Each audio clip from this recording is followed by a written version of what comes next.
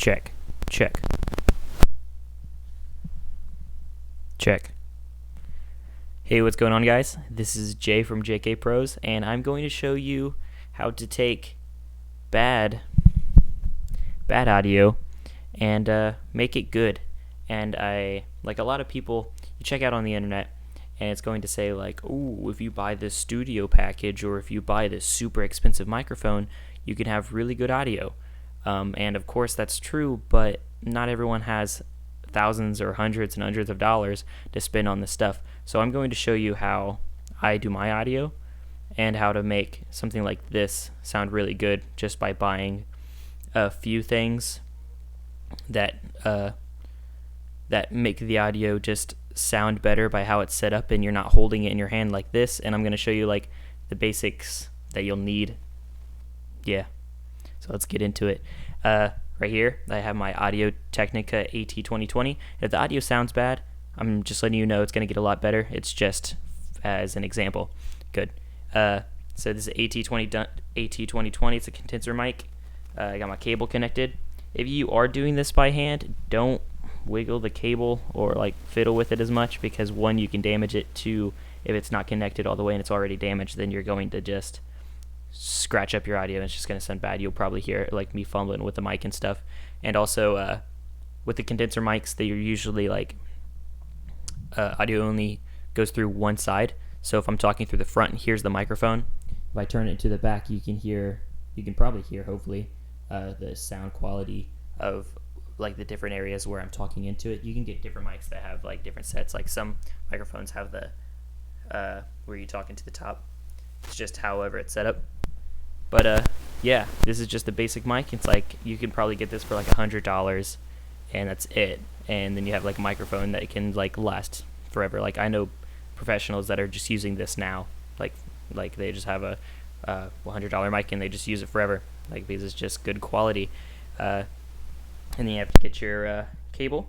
So we have an XLR right here that connects into a audio interface, which is very important. Let's see how far I can get this. Which is very important because with condenser microphones or the more large diaphragm mics, they need phantom power, which means they have too much power in the microphone that you can't just plug it into a computer, which a lot of people forget. I did not realize that when I got this microphone. I thought I was just broken, and I was like, oh, I can't use this. But it's just, you need phantom power. So a small audio interface like this cost me like $30, and it's just a one input in and out. So it's just for one straight up mic, or you can use this for anything else. So if you're a musician, you like to play boop, boop, boop, music like that, you could plug stuff like that into it. But yeah, audio interface like $30 just in and out. This XLR cable, and you need a second XLR cable, usually like XLR to USB, to connect to your PC.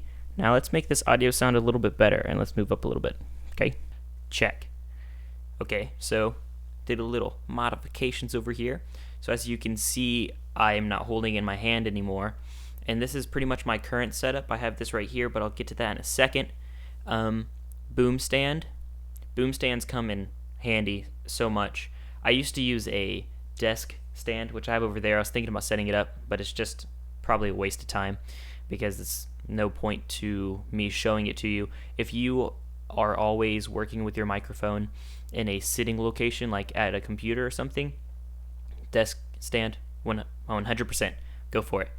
But I like having this boom stand where I can set it off to the side. I have it out of my way. It's not taking up desk space.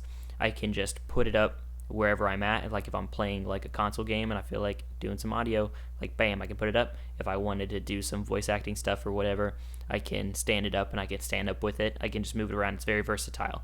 And you can just use these for any other kinds of mics as well. You're probably picking that up. That's me tapping on it. Maybe not. Probably not super loud. But that's what this next part right here, this is a spider mount, also called a shock mount, because it's supposed to be picking up a lot of the vibrations, like I was just kicking the floor, that like your environment puts out. So like if you hear like a crash in the other room, hopefully you don't pick it up the thud via the shock mount, like the shatter. If it was glass, you could probably hear that just because it's the sound reverberating. But hopefully everything else will sound good. Now this right here, this is also essential. Make sure you have a little penguin. You need the penguin. It's the truth. And on top of that, so like that just like probably $20 for this is like a professional stand. $20. Like you could probably get one for 40 if you wanted to go all out on it. But like usually things are in like the 20 range, just because 20 is like a easy rounded number, I guess.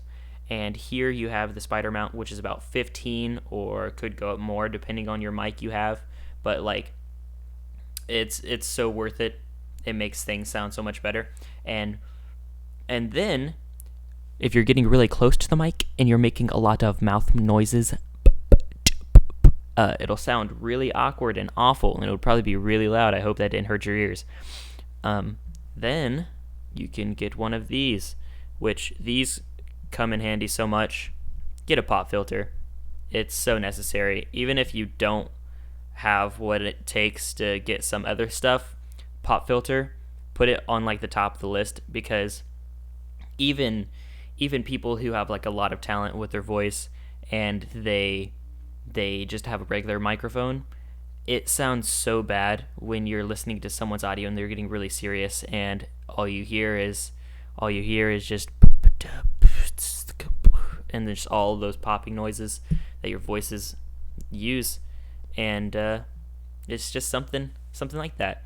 And also I checked the audio of the first one I just did, and it surprisingly sounded really well with just the microphone. And I guess that's just because the microphone's just that good. It's just cheap, and it's quality for the price. So good. But also things that I haven't considered yet is like room ambience, and you don't have to spend hundreds of dollars of dampening your room.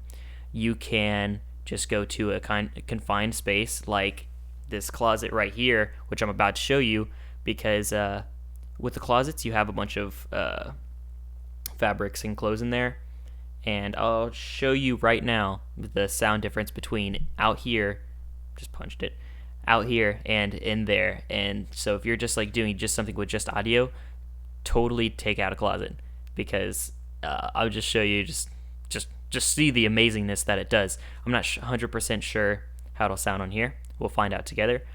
But when I walk in there and you start talking and you think about it, it sounds so great. So let's go check it out. Check. So here we are. We are in my closet, and I hope you can feel or hear the sound difference, which is crazy, because like you don't really think about, or like when you're thinking about making audio, you're like, oh, all I need is expensive hardware, I need this and that, and then I had something on my lens. But it's not all, it doesn't all have to be about that. Like I'm lucky enough to have a walk-in closet here, so I can do some of those more serious vocal things where like I really need like condensed audio, and bam, this is what you can do. But like if it's just something small and like, oh, I don't have a walk-in closet, oh, I don't have an expensive mic and stuff, get a blanket, toss it over your head, and just sit there with the microphone. Just be very careful of how like you're getting close to it. Like you have to make a couple precautions, but you can get that feel with just putting the blanket over top of your head, because all you're doing is you're taking how far your noise reverberates, or your sound, your vocals, whatever, bounces around the room, because it's all that space and how it bounces back, and you get that echo, which is what makes it sound really loud. Now in a closet, smaller area, it's smaller space, so you don't have to worry as much of the distance that it's going, and also you have like all of the cloth and everything is just absorbing all of your sound, and it's just makes it super pretty. And so that's pretty much it on hardware side. And then software, I have the whole Adobe suite. That's what you get for being a design student. But Like, I know there's Audacity that's out there, and with that, you can take audio clips and you can compress them and make them sound clearer. It'll take out like all of the empty noise that you have. Like, you can isolate the background noise, and then you can compress it off of that, and then it'll just take your pure vocals and just try to cut away all of the background noise.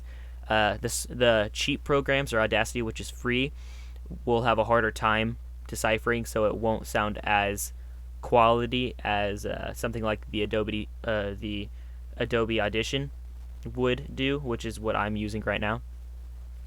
And here, this audio right here is uncompressed, uncondensed, but I'm going to add a little snippet right here, which is all going to be compressed. So all of this sound right here is all compressed. It's all been edited, and you can take that, do with it as you will, because this is just quality.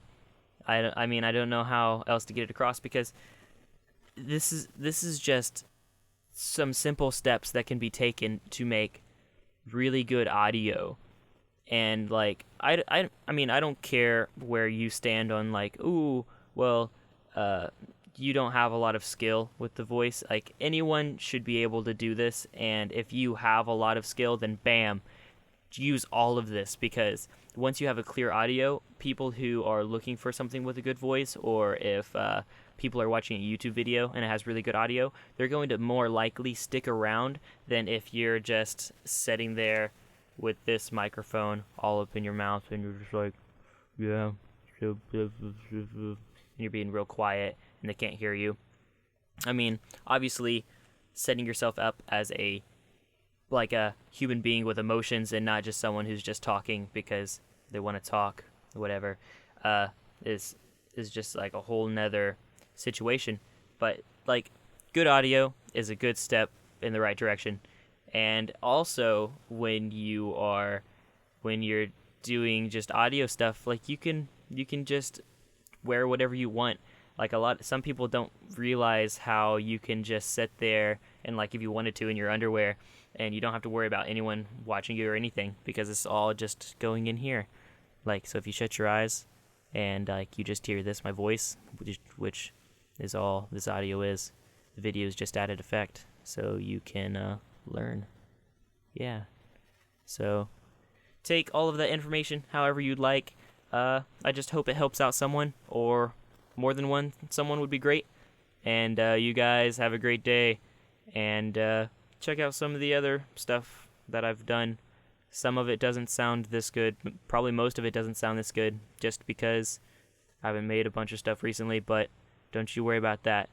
That'll change soon. Very soon. Have a great day.